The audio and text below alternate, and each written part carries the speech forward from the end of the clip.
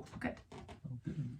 Well, welcome everybody to Strangest Species, episode 42. Your lucky number. My lucky number. Your lucky number. I am your host, Mike Davis, here with your co-host, Ethne Davis. Ethne Blinky Eye Davis. That's true. Tonight, my eyes bugging me today. Blinky Eye Davis. Yep. So if I'm super blinky, I'm sorry. That's alrighty. It's very blurry today. Yeah. If you're watching this on YouTube, Ethne and I are both wearing pink today. That was not planned. Nope, that wasn't planned. Although he always is wearing this pink hoodie. You guys, he loves this hoodie. I'm not always wearing this pink hoodie, but we had youth group tonight, and so I thought I'd wear my youth group hoodie. So we both looked at each other and thought, oh, we're both recording in pink. But so, I'm wearing pink like... It's not even October. Half the week. Like it's not even Save the Boobies month or anything. Nope. But you love pink. Yeah, he's in pink a lot. And I think my sweatshirt might smell funny. Well, luckily nobody can smell your sweatshirt through the podcast. It was folded, and so I assumed it was clean, but maybe not. I might have folded it after I wore it some other time. I don't think it smells funny. That's good. Yeah, I think you're fine. I would have told you if I thought it smelled.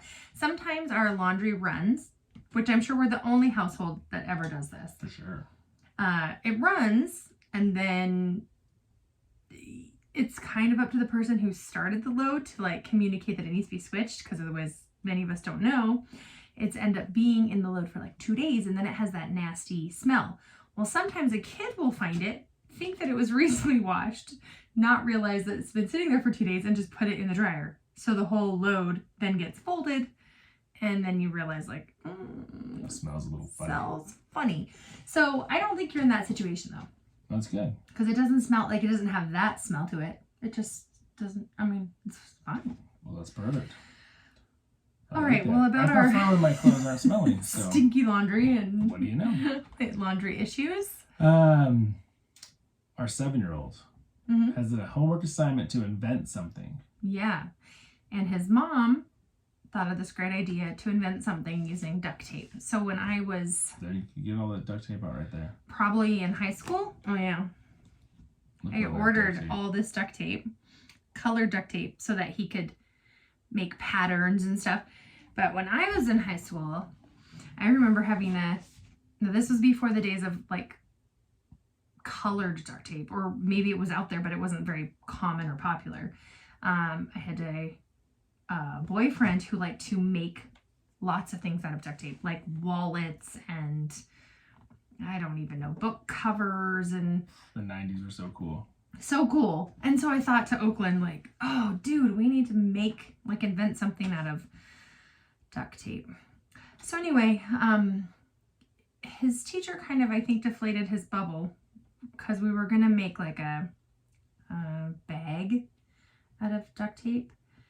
And she kind of said, well, like a bag's already been invented. Many times over. And so I was like, well, yeah, but he created, like, it's his own invention. Like, he created this duct tape with the patterns of, I don't know.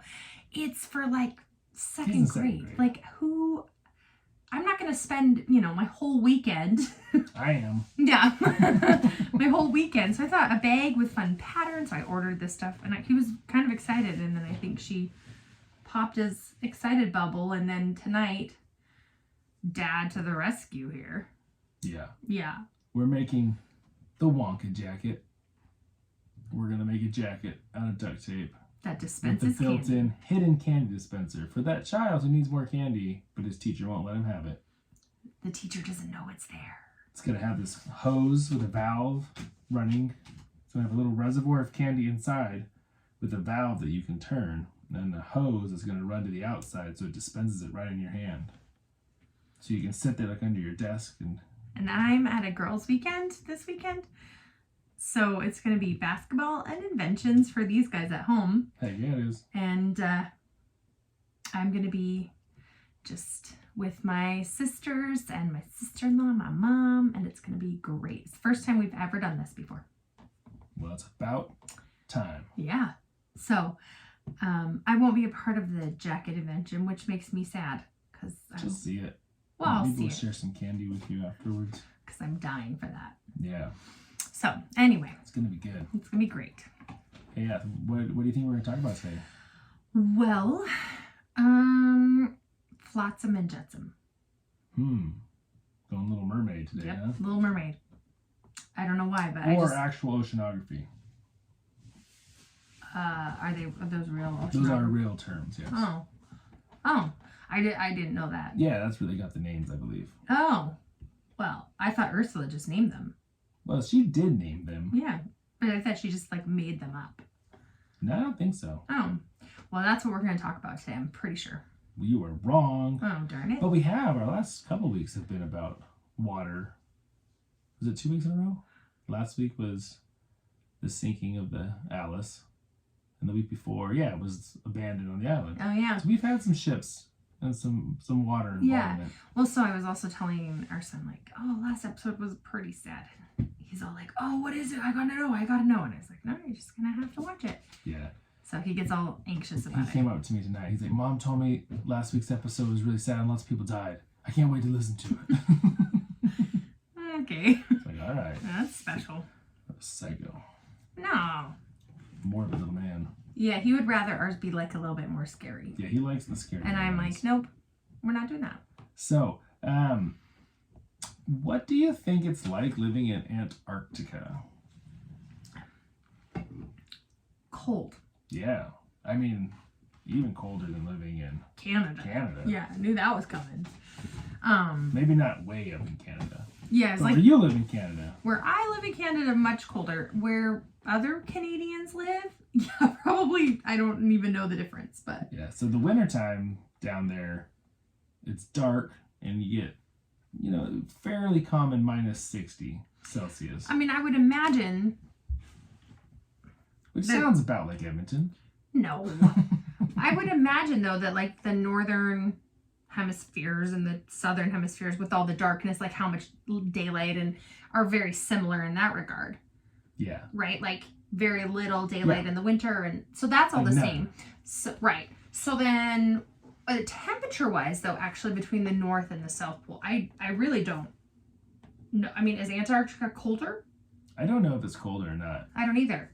They're both into the realm of beyond miserably cold. Yeah, uninhabitable. I'm not interested in how cold they actually I just didn't know, generally speaking, because there are only penguins in Antarctica.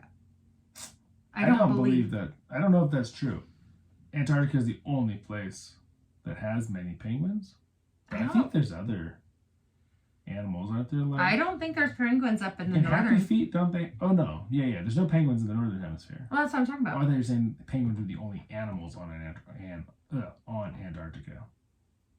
No. Gotcha. Yes, penguins are only native to Antarctica or like the southern hemisphere, because I think there's parts of there's like some on like Chile, Argentina. whatever goes down really low. Yeah. But yeah, so I don't know what that difference is. Like, why do they live there and not in the northern hemisphere? I mean, if it's all just cold. Maybe they never got up there. Well, it's a long ways away. But actually, as far away as you can get. Yeah, that's true. It is. And you'd have to cross a lot of warm tropicalness to get there. And then you might never go back because you'd realize, oh, the Bahamas are way nicer. No, not if you're a penguin. That's the thing, is they're made for that. No, Okay. I've been to lots of zoos with lots of penguins in the heat. They seem pretty happy. No, because they're in the coldness. They make their place cold and their water is cold. Obviously, it's not near as cold. Yeah. Anyway, we're probably not talking about penguins because this isn't a podcast about penguins. So we're probably talking about humans. We are going to talk about humans who are not native to Antarctica. It's actually the only continent that does not have indigenous peoples. Oh, really? Yeah. Huh. Which makes sense because it's very uninhabitable. So it must be colder down there than in the north because there are indigenous peoples in the north. Well, sure, but the North American continent stretches much further south. That's true. But I still Antarctica does north. North, yeah, okay. Maybe that's not. I don't know. I just was thinking maybe it's colder. Anyway. I don't know. It's really cold. Either way. So in 1959, 12 countries signed what is called the Antarctic Treaty, which bans any kind of military activity on Antarctica. So even though there's lots of rumors that Hitler had a secret World War II military base on Antarctica, actually, I guess he could have because it was 1959. Well, and even then, I would assume someone maybe like Hitler wouldn't really care about a treaty. That's probably true too. I mean, maybe not. But anyways, this is later. So there's no military down there. Okay. But there are currently about 70 research bases that operate either part of the year, all the year, doing different things. And they're studying lots of disciplines down there. They're studying the penguins, they're studying global warming, they're studying the environment. There's a lot of, I think they do a lot of boring into the ice down there because... Not boring as in this is boring. Well, it might be boring. But like... Yes, boring as in drilling a long hole. Yeah, into the ice. Right. Mm-hmm. So, but there are some interesting things about Antarctica. Technically, it is a desert. I mean... It's a frozen desert, but it is a desert. Okay. Deserts are strictly defined on their amount of precipitation, correct? Yeah. So. But water is at a premium. Oh, for sure. Because otherwise it will be ice. Right. Yeah. And so there's not a lot of fresh water there. Right. This was one thing that I found very fascinating. There are essentially no smells in Antarctica. Penguins are smelly. This is true. Penguins are smelly. So maybe they're only smelly at the zoo because it's too warm for them and they're like sweating BO. And Maybe. that's their BO smell. Yeah. Because there's... Got to be scientifically accurate. Totally. Because there is definitely a smell to the penguins. Yeah. Like every zoo I've ever there really been to. are. I'm sure there's lots of things that smell in Antarctica, but because it is so vast and so barren, you don't run across many of these things. Most of the things you run across are ice and wind and depression. And so one guy in darkness, this is what he said. He said, when you're coming back on the plane from McMurdo, I don't know what that is, maybe one of the bases there, to New Zealand, about 3/4 of the way back, you start smelling plants. Your sense of smell is so desensitized that the smell of pollen in the air just washes over you. It's incredible. Oh, interesting. Yeah, never would have thought about that. I mean, I guess the scent of plants makes sense that that's not there. But I wonder how much of our ambient, like we don't even is, realize right. it anymore. Huh. I wake up in the morning and there's a billion birds chirping. Yeah. But I don't hear them unless I want to hear them. Yeah. I wonder if it's the same kind with smells. Yeah. Interesting. But there's a million ponderosa pines where we live. And when it gets hot outside, they have a very distinct ponderosa pine smell. It doesn't smell like pine, like Christmas pine. It smells like ponderosa pine. Yeah. It's different. But when I want to smell it, it's easy to find. Right. But I don't really smell it unless I think about it. I've never really thought about that before. Huh. I know.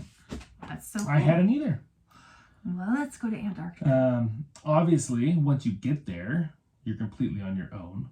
You have to bring in any gear. You have to haul out any gear. You even have to carry out all of your human waste. Why can't you just poop onto ice? They're not allowed to poop on the ice. Oh, because it's... Why? I don't know. It's part of the... They don't want to mess up Antarctica. Oh, because it's so vast. Yeah. Okay. So they haul in and out all of their waste. That's a big job. It's a big job. So maybe I don't want to go to Antarctica. Just dig an ice hole. I don't know if you can dig an ice hole. Just chip when away. It's -60.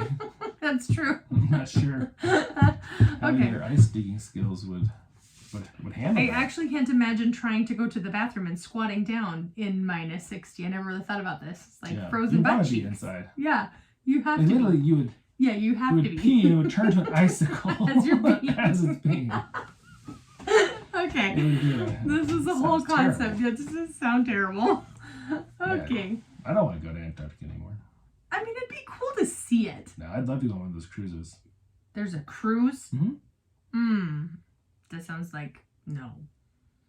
Yeah, they cruise down in the summer months.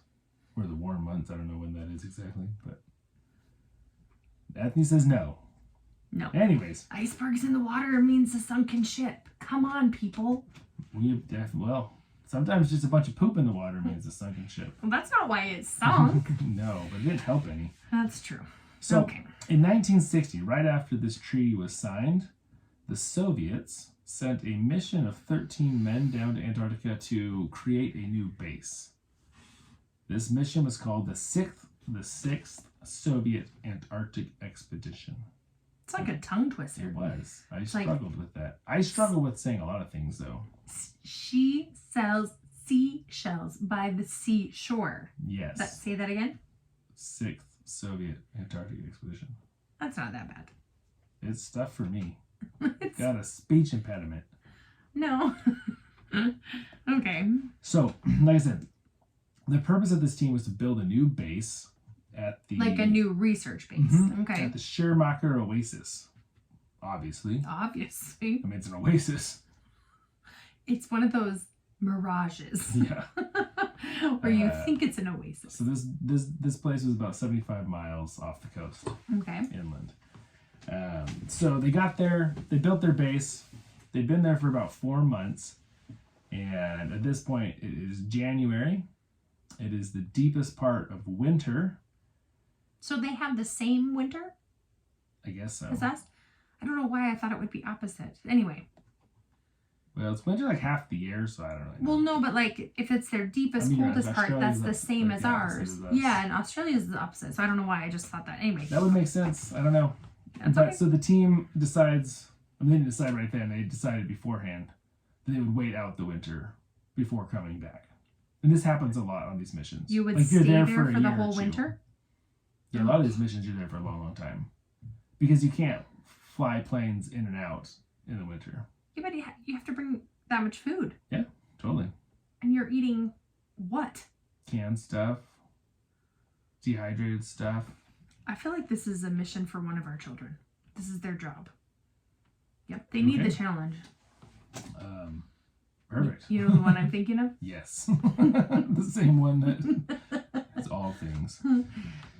So they're there. They're pretty much, they're done with their mission, but they're stuck there until the following not super stupid cold season. Do they have northern lights down there? They do have southern lights down there. I guess that makes sense. Yes, there are such thing as the southern like Borealis. the similar southern, similar appearances in the sky. Oh, I bet it's beautiful. Yeah. Okay. Yep. And so on April 29th. I'm sorry. Rewind. Yeah. I cannot imagine what you do for 4 months and you literally cannot go outside. Like you will die. What do? You just read 90 million books? Read the same 3 books you brought because you can only bring so much stuff in? Maybe you play cards. Clean. I don't know what you do. Ugh. This sounds awful. Okay, keep going. I'm Luckily, sorry. you don't have to do it. Nope. I just keep thinking about that's a long time. So from January till April, what'd you just say? April 29th. Whew. Yeah, that's a long time. Every time I see April 29th, I think of the Sublime song. April 29th, 1992. Yeah. There was a riot on the streets. Tell me, where were you? I won't go any longer. I could probably do the whole song. You could do the whole song. So one of the crew members, there's 13 in this crew, his name is Leonid Rogozov. Leonid? Rogozov. Rogozov. I don't have any idea what my Russian accent sounds like. You probably said that wrong. I'm sure I did. But he starts to feel sick. Okay. Now, he's experiencing weakness, tiredness, nausea. In general, though, this isn't a good time to come down with something. Well, it's a better time than if you did it in January. Because by the end of April, aren't you about able to start traveling and moving about again? Well, they're not scheduled to be going home soon. But if they needed they're sooner to have... than in January. Right, like if a plane needed to land, this is more getting to the appropriate time. More, but still not. Still no one can get to them. Okay. And remember, there's 75 miles or kilometers inland. So there's no boats either. Right. It has to be a plane. Yeah. Okay. And so, yes, it's better than January, I suppose, but still not great. You're stuck at this point. Like if you fall and break your leg, you can't get out of there. Oof. And so one of their 13 crew members is a physician. They have a physician with them. But the next morning, Leonid begins having intense pain in his lower right side. What do you think it is? Appendix. It's appendicitis. Oh, dang. So the doctor knows right away. Bad timing, yeah. It's appendicitis. And I mean, what do you do? Well, I'm hoping the doctor has brought stuff to do to address issues. I mean, sure, he's got stuff to address issues. I don't know if he's got stuff to perform surgeries with a crew of 13 where he's the only physician. I don't know. This is my scared face. That is a good scared face. So I'm scared for this guy. it is appendicitis. Now I said one of the crew members is a general physician. Mm-hmm. And he even had began a surgical residency, but had left early. Because he wasn't very good. No, to go on this trip to Antarctica. Okay. But in his time in his residency, he had performed a few appendectomies. So he was familiar with the surgery.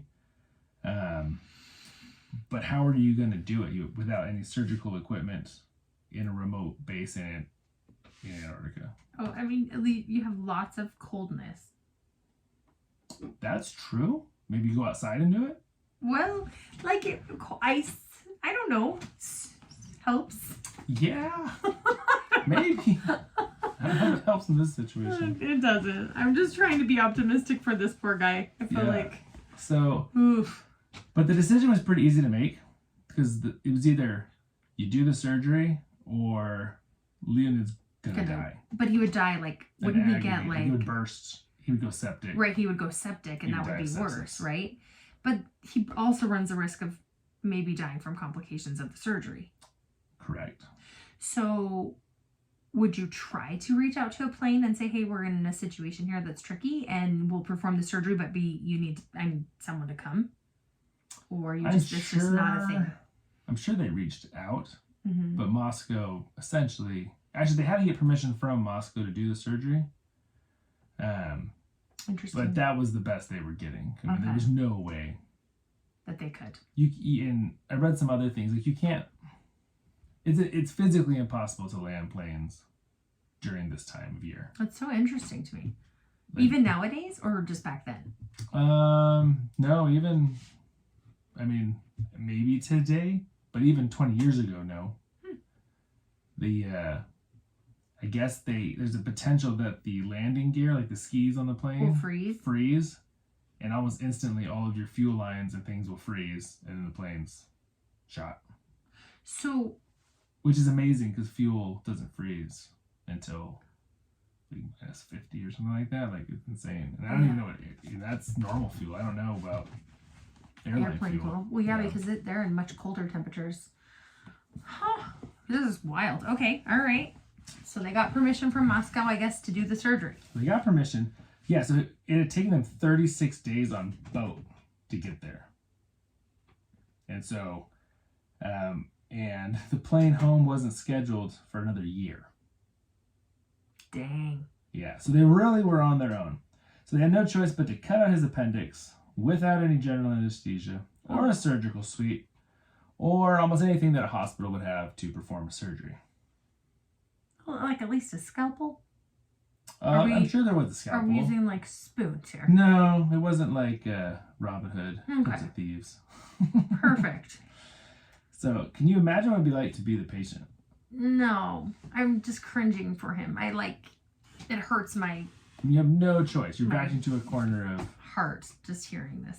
You let the doctor go in and do their best. Who hasn't done a lot at least, of them. Okay, here's where the ice comes in handy. Mm-hmm. The people that want to kind of pierce themselves, they use an ice cube. They get your ear super, super, super cold so you can go through the ear easier and it doesn't hurt as bad. I mean, at least he could get really, really cold for when he's cutting him. It's like yeah, maybe. Can you imagine being the doctor? Oof. I mean, he's done it a handful of times, if that. But trying to do it on a patient who you don't have. Well, it's not numb and you don't have half the stuff. So this is nowhere near the same thing. I had a patient last week that I was telling you about that I do a root canal on. And this is my third attempt to do this root canal because the guy just wouldn't get numb. Right. And every once in a while you just have these patients that I had tried all day one day. It didn't work. Brought him back. I had someone else trying to get him numb the second time. I tried to get him, couldn't get him numb. Came back. Third time, I could finally get him. I did different injections just to kind of get him to the point where I could start working to actually get into the nerve of the tooth and directly inject. And he wasn't very comfortable, but we could at least get there. But it makes you so nervous as a practitioner working on a patient who, is feeling, stuff. Yeah, you'd have to mentally psych yourself up for sure and just feel like, I'm this guy's best hope at this point. Right. So you'd have to. So Leonid had one other major problem we haven't talked about yet, though. Can you guess what it was? He's anemic. Leonid was the doctor. Oh my goodness. Yeah. Oh, yeah, you failed to mention that on purpose. That is correct. Yeah. So, wait, he has to perform this surgery on himself? He's going to cut out his own appendix in Antarctica. This is why we have to do the video, because your face is so good. No. This is terrible. This is literally like the worst nightmare. Oh, yeah.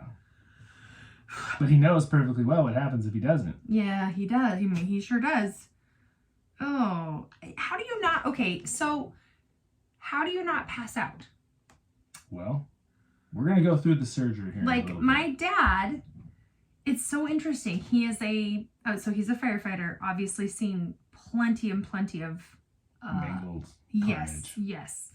In all capacities. He was on the dive rescue team, many car accidents, all sorts of stuff.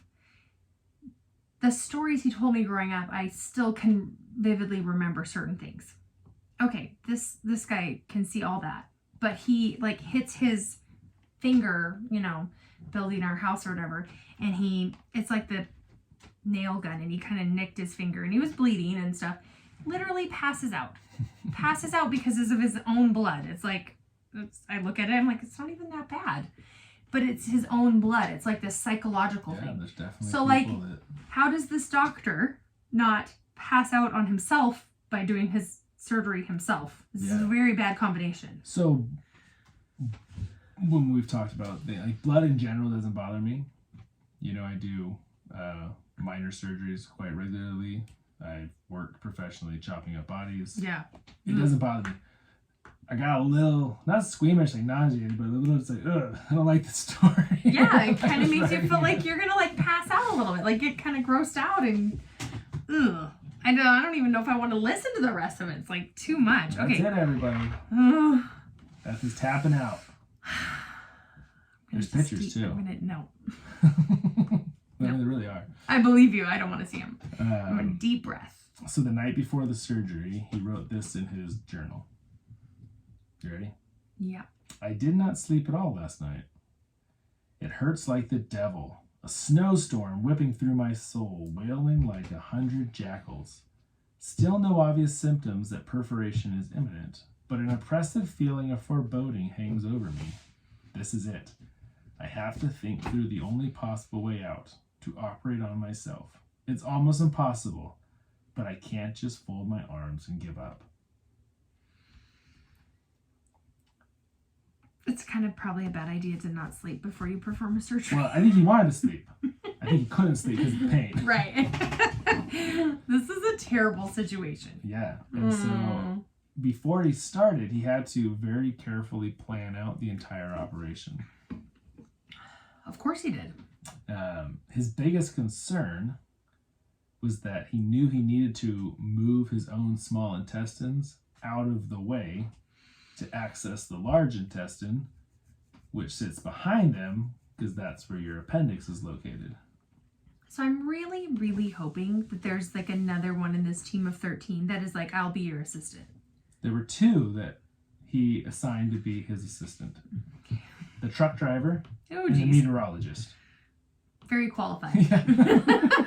Very qualified. I feel very good about this. These were the guys that he chose to... Obviously, for certain reasons, he probably chose I'm them. sure that he trusted them by far the most. Because this is legit, man. Whew. Yeah. ooh. And then if you like put your intestines back in wrong and they get all kinked and yeah, like we have a friend who had it Yeah. twisted. literally almost killed him Got to again. go back in for emergency surgery. It's terrible. Okay. Blech. This is grossing me out. Yeah, so he really honestly did not know if this was physically possible. Well, obviously. I mean, whoever is asked to perform surgery on themselves. Like, not very many people. Not very many people. Surprisingly, he is not the first person to take out their own appendix. What?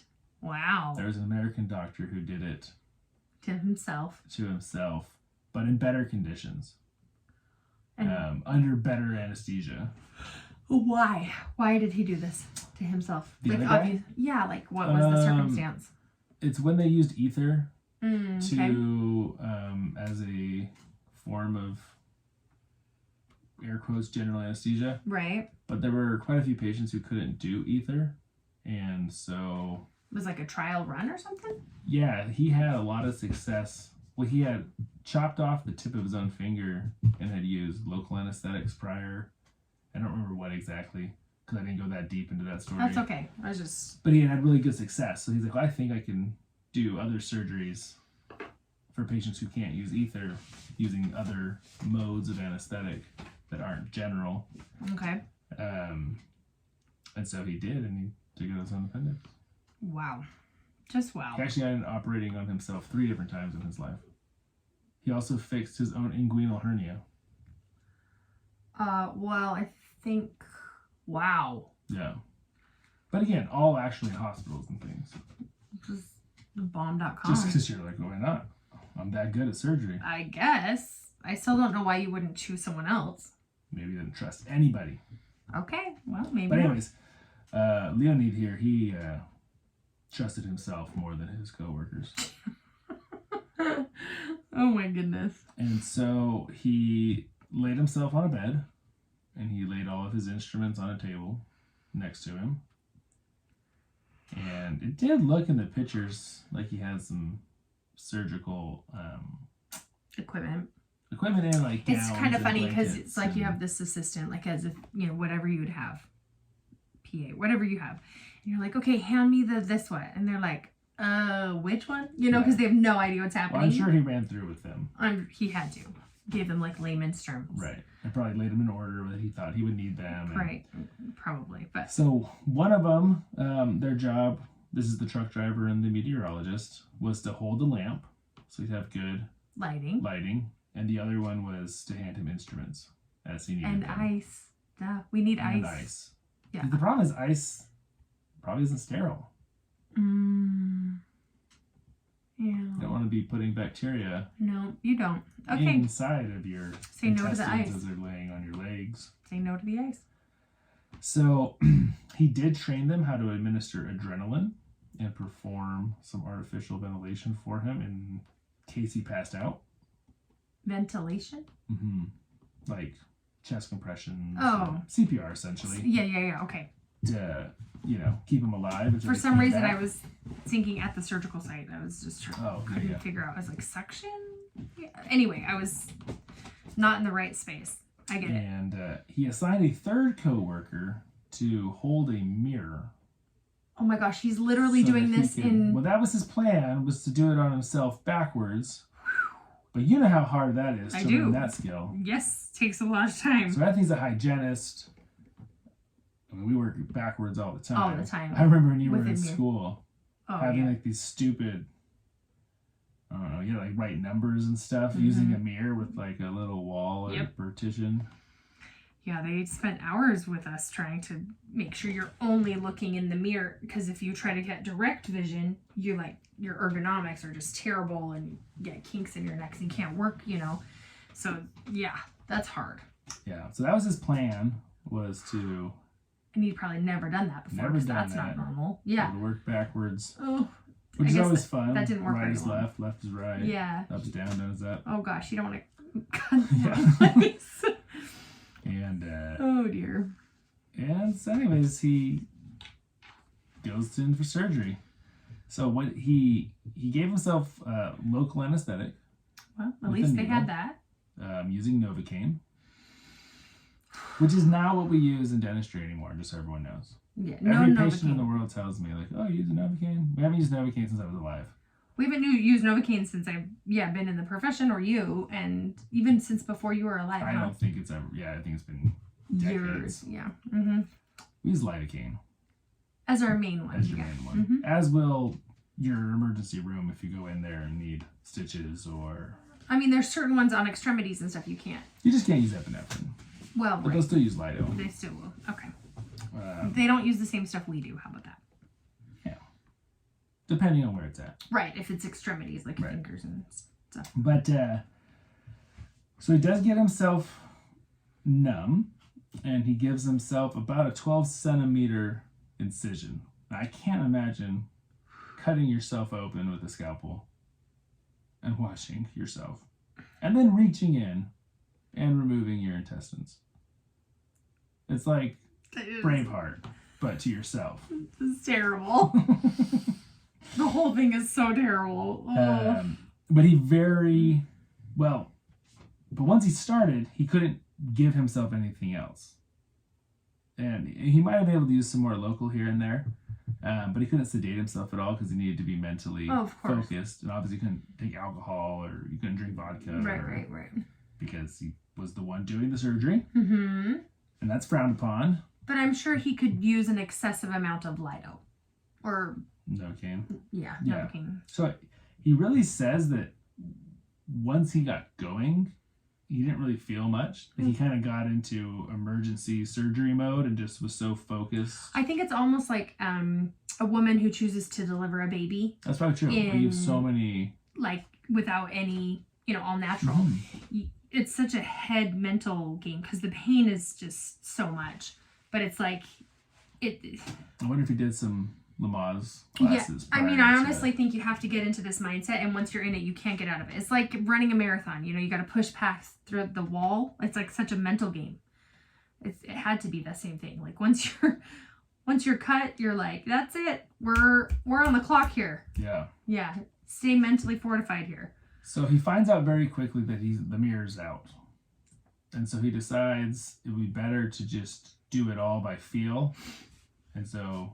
It said he didn't use any gloves, but I don't know how many surgeons used gloves back in the 50s and 60s anyways. Yeah, I don't know if it was that big of... But he specifically says he didn't use gloves for increased dexterity. That makes sense. So you could feel around all of your organs and parts to know where you were. I literally can't imagine this. I just can't. Okay. There was a lot of heavy bleeding, and so he had a hard time seeing. Yeah, that's what I was thinking when you were saying ventilation, you were meaning like suction. Right. Yeah, no suction, which is very important. And I mean, I find that having blood out of the way helps a lot. Speaking from personal experience. Someone's jaw up. Yeah, it's nice to see. But hey, do what you gotta do. At one point, he did accidentally cut his cecum, which is the little section of the large intestine right next to the appendix. And so he did have to stop, suture that back closed. Before he could keep working. But he was growing weaker and weaker as the surgery went on. When the blood is... And so he'd have to rest for like 30 seconds every few minutes. Oh my goodness. And kind of regain his mental fortitude. But he continued. And he wrote this as well. I'm going to read this. Finally, here it is. The cursed appendage. With horror, I noticed the dark stain at its base. That means just a day or longer and it would have burst. Yeah. My heart seized up and noticeably slowed. My hands felt like rubber. Well, I thought, it's going to end badly, and all that was left was removing the appendix. So he gets to it, doesn't look good. I can't imagine like pulling it out of yourself, because it's like a little it's like an appendage. Yeah. It's like a little finger off, your large intestine. Right. And he sees there's this, abscess or whatever. Maybe that's not the right word, but this dark stain, right? But he does remove it. So when you're removing it, do you stitch off where you cut it from, where it's attached to? I don't know. Or does it just... I mean, nowadays maybe it's like cauterize it. Well, or something. sure, nowadays. But in that situation, That's a good question. I don't know. Okay, wow. And he didn't give us many details about that. But he does get it out. He puts everything back. Oh, gosh. He sutures himself closed. Okay. In total, it took about 2 hours. It's pretty impressive. Yeah. He kind of told everyone to clean up the room. And once everything was cleaned up, he was still laying there, obviously. But at that point, he took some antibiotics and some sleeping pills. And he went to sleep. And within 2 weeks, he was back doing his normal duties. So he stitched himself up, obviously. Mm-hmm. And those stitches wouldn't bother me. I mean, not bother me. They wouldn't concern me. The sutures on the outside? Right. But my sutured cecum would scare the crap out of me. Yeah. Because if anything goes wrong there... You're going to go septic, too. Yeah, and you can't get back to it. Yeah. I mean, I guess you could get back to it, but... More than anything, I'm thinking he would triple check again. that. Triple stitch it. Quadruple stitch it. But even then, do those stitches... Are they biodegradable? Are they I don't know if they're like a gut style suture or what. Anyway. I don't know what they had back then. My preferred stitches do not disintegrate. Right. But the ones in my eye didn't want to disintegrate. No. But they were supposed to, apparently. Well, they're much more comfy than non-disintegrable ones. They're much easier to work with, too. The silk ones? They're not. I don't even use silk, but yeah. They're synthetic, yeah. Okay, interesting. So he's got it all back, and he's doing pretty good. And, he survives. That's crazy. That's impressive and amazing. He did talk about before his 2 assistants were getting queasy, whiter than their white jackets. Oh, I bet. They were so... that's honestly what I thought was going to happen is they would actually pass out. Wow. Your assistants, because I think sometimes you don't even realize how queasy blood makes you. And then you're like all of a sudden just down for the count. I mean, you didn't even realize how grossed out you were. It's happened with observations for dentistry quite a bit, actually. I've never had a patient pass out on me, but I have had patients, other people in the room. Yeah. Like parents. Yeah. Or that's kind of what I was saying, like people that are coming in to students that are observing are like, whoa, and then they're gone. Yeah, I had a surgery done once that was same day. I was on like Valium, but I was awake for it, and there was a student in there, and he was struggling a lot more than I was. Like he could not actually watch. Like he kept like turning his head. So he was sweating. You could tell he wasn't. Yeah. So well, you better go into a non-surgical branch of medicine, buddy. Oh man, that just reminds me of when you're at university hospitals or wherever, where there's tons and tons of students coming through, and you're like at that point your whole body's just like whatever. That's true. You don't even really get the option to say yes or no. I mean, technically, if you made a big stink about it, but you just know if you're going to be delivering there, that there's always going to be a bunch of extra people. Mm-hmm. Yeah, it was kind of a running joke when we lived in Cleveland not to go to any of the hospitals like July and August because everyone was a new resident. And so it was like, this is the first time they've done all these things. Yeah. And so it was like, oh, you might want to wait until the springtime when they've had more experience. But emergencies just happen when they happen. Yeah. So, yeah, it was kind of a funny joke. Anyway. But a very true thing as well. Oh, for sure. You got to learn at some point. So this man lived. Yeah, he lives. After all of that, the weather was particularly bad. Oh, wow. And so the ice was so thick that their scheduled boat could never come in and get them. And so, wait, the one for a year later? Or wait, what? Right. So there was a boat that could have come and got them. Oh, sooner. Right. I got you. It got postponed. Because the ice was too thick. Okay. And so it got postponed for a year. It's quite the postponing. Yeah. It's not like a month or two. No. Or like, okay, we'll try again next week. Yeah. So okay, we'll try next year, guys. And that actually really, really, really, really depressed him. Like, oh, I bet he was ready to get the heck off of Antarctica. Yeah. But luckily, they did change some things around, and they were able to get them with some little single-engine planes. But then those almost crashed, leaving Antarctica because of the storms. The weather. But he did get home, He was given a medal for being cool. For performing his own surgery on himself? He married, had kids. He was the head of surgery at an institute in St. Petersburg for like 15 years. I sure hope so. Yeah. He passed away from cancer in 2000. Was it cecum cancer? Lung cancer. He probably was a smoker. Yeah, back then a lot of people didn't. Smoker, right? They didn't know the consequences of smoking. And I think in Europe there's still a lot of countries that everyone's a smoker. Definitely in Japan. I know there's a lot more smoking than like there is here. The funny thing is, they're aware. I just don't know. I feel like when we were there, and I could be totally wrong, I don't think you see it though.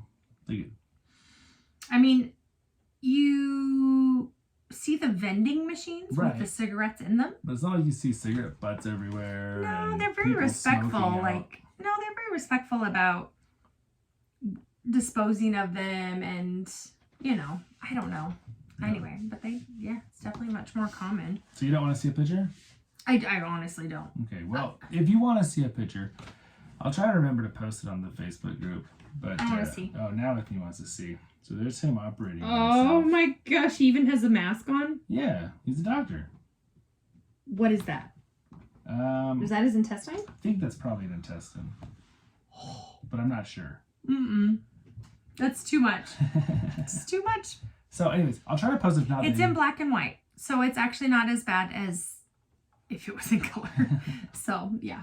But you can Google it. I mean, Google doctor who took out his own appendix in Antarctica. I mean, that's easier than Googling his name because it's Russian. And you'll find the pictures. Man. And you can look at them yourself. It's very impressive. I guess life and death situations, it's worth a try. Yeah, there's actually a town of about 150 people on one of the islands, I believe, off of Antarctica. And it's a permanent, year-round research station city. Like, it's kind of like half base, half city. Like, they have schools, they have families. There's like 150 people that live there. But because of this story, you have to have your appendix out before you're allowed to go live there. Because of this story? Wow. He really did make some history, huh? Yeah, because they don't want people stranded. Right. There was another lady, an American doctor who was also stationed in Antarctica in 1998. And this isn't our story, so I didn't go nearly as in depth on this one. But same kind of thing. Middle of winter, minus 60, super cold, can't go anywhere, and she finds a lump on her breast. And so she decides to self-biopsy, and the stuff that they have at the base wasn't good enough to tell. Like, it was too old or something. But they can't get anyone to land and get her out of there. She's fairly certain that's what it is.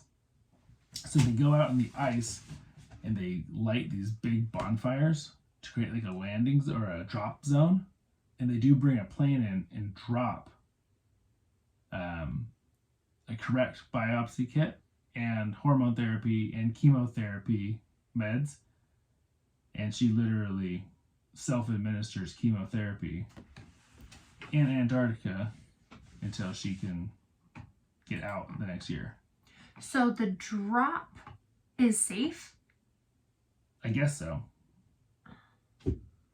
I think the real issue is landing and then physically touching that ice. And then taking off again, too. Because once you land, you run the risk of the plane getting stuck. And in the time it takes you to get it unstuck, so many of the components get ruined. Wow. And so, yeah. So was she cancer positive? She was. She got home and was able to go through other things and went into remission. But yeah, she actually self-treated with chemotherapy. Wow. In Antarctica. It's crazy.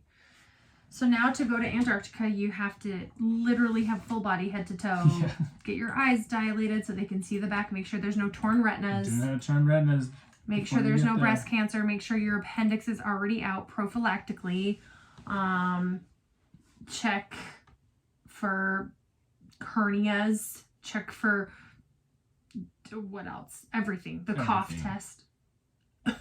All the things. What's the cough test for boys? That's a hernia. No, I thought it was like prostate cancers. No. Prostate's a finger up somewhere. Oh. Okay. Different check. Okay, well, all the checks. If you're going to go to Antarctica, you have to have all the checks. All the checks. And I do not want to go to Antarctica. You're like, I'm good now. I'm good. Penguins aren't that cool. Now we're seeing. I'll go to the zoo. Yeah. Yeah, I'll go to the zoo. So. I love zoos. I know some people don't like zoos. I love zoos.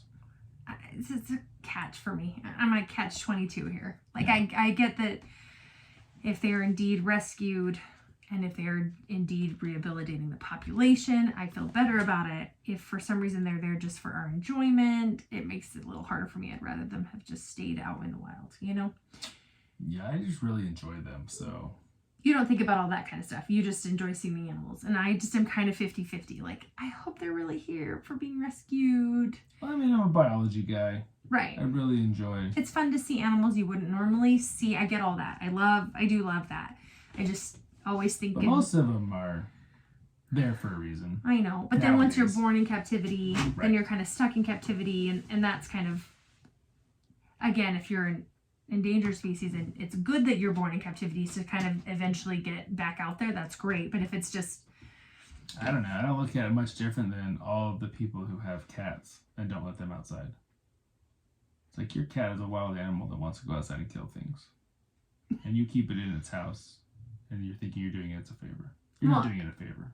You are ruining its natural desires. Sure, I'm on the same page with you. Let your cat outside to kill. But then they kill the birdies. Or they do kill the birdies. I know, I can't. I don't want That's them. what they want to do. What they need to do is kill that stupid woodpecker. Yeah, well, they gotta get up the roof first. We'll take the cats onto the roof. Okay, well, they can get up. They get up on the roof all the time. It's actually in the pipe. They can't get up that pipe. It's metal. You're gonna have to get up that pipe. I'm not a cat. I know. We have a woodpecker, you guys, in our pipe of our potbelly stove. And so when it wants to peck, it rattles all the way down into our potbelly stove. And I was freaking out, like, jackhammer? What the heck is happening? Because she was like, it's going to blow up. There's something wrong with it. I took a video. And I went and listened one morning and I was like, that sounds like it's... I didn't think it was a woodpecker at first. But the woodpecker that's at our neighbors is still at our neighbors. Oh. It's always there. It's not like this. It's a different woodpecker. I think it's the baby of that one. They're like, I'm going to move next door. Called them peckerbirds. Peckerbird? Oh, Link. He was little? Yeah. Oh, peckerbirds. I remember the one time he was building the play set with my dad. Oh, yeah. I mean, I wasn't there. Oh, my gosh. I was at home. My dad was dying. He was laughing so hard. Yeah. I had like a storybook of all the things that he ever said when he was little. Oh, man. It's good stuff. Good stuff. Alrighty. Well, that's it for this episode this week. Sounds good. Everybody enjoy March Madness. Yes. Actually, by the time you listen to this, weekend 1 will be over. So I hope you enjoyed the greatest weekend of the year. If you're into basketball. All right, everyone. Have a wonderful week. We will see you later. next week. Bye.